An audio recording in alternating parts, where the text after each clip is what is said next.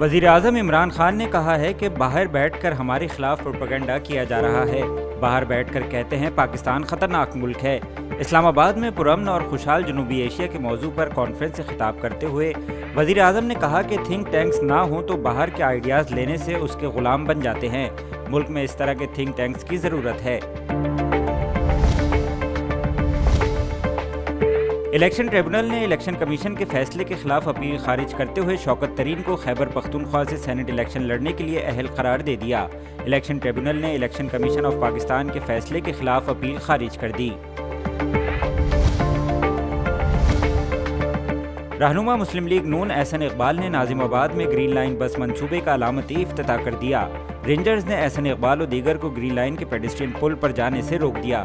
اس موقع پر رہنما نون لیگ احسن اقبال کا کہنا تھا کہ افتتاح کے لیے پہنچے تو حکومت نے بدترین ریاستی دہشت گردی کا مظاہرہ کیا۔ نون لیگی رہنما کا کہنا تھا کہ حکومت رینجرز سے بھی پولیس والا کام لے رہی ہے۔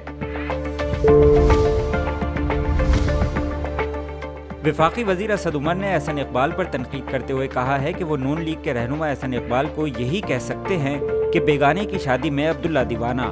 وفاقی وزیر نے کہا ہے کہ نون لیگ کے ذہن میں شاید یہ منصوبہ تھا کہ ایک ٹریک بچھا دیا جائے جس پر نہ بس ہو نہ آپریشن کے لیے کسی سے معاہدہ ہو، لوگ شاید بھاگتے بھاگتے سرجانی سے نمائش پہنچ جائیں۔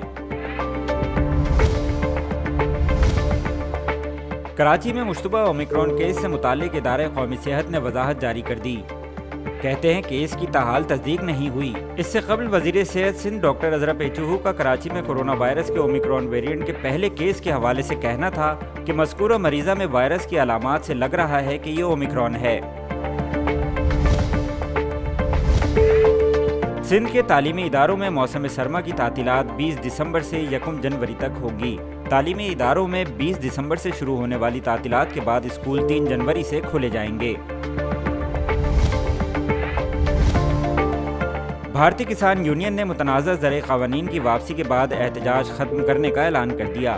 کسان رہنماؤں کا کہنا ہے کہ مظاہروں کی جگہ 11 دسمبر کو خالی کر دیں گے، جبکہ اسی دن زرعی قوانین کے خلاف احتجاج کی کامیابی پر مارچ کیا جائے گا۔ بھارتی chief of defence staff general Bipin Rawat نے ہیلی کاپٹر تباہ ہونے کے بعد زخمی حالت میں مقامی افراد سے بات چیت کی تھی۔ بھارتی میڈیا رپورٹس کے مطابق گزشتہ روز پیش آنے والے ہیلی کاپٹر واقعے کے ایک عینی شاہد شیو کمار نے دعویٰ کیا ہے کہ اس نے بھارتی جنرل بپن راوت کو پہاڑیوں سے ملبہ ملنے کے بعد زندہ دیکھا۔ اور ویسٹ انڈیز کی کرکٹ ٹیم 15 روزہ دورہ پاکستان پر کراچی پہنچ گئی۔ پاکستان اور ویسٹ انڈیز کے مابین T20 سیریز 13 دسمبر سے جبکہ 18 دسمبر سے ون ڈے سیریز کا آغاز ہوگا۔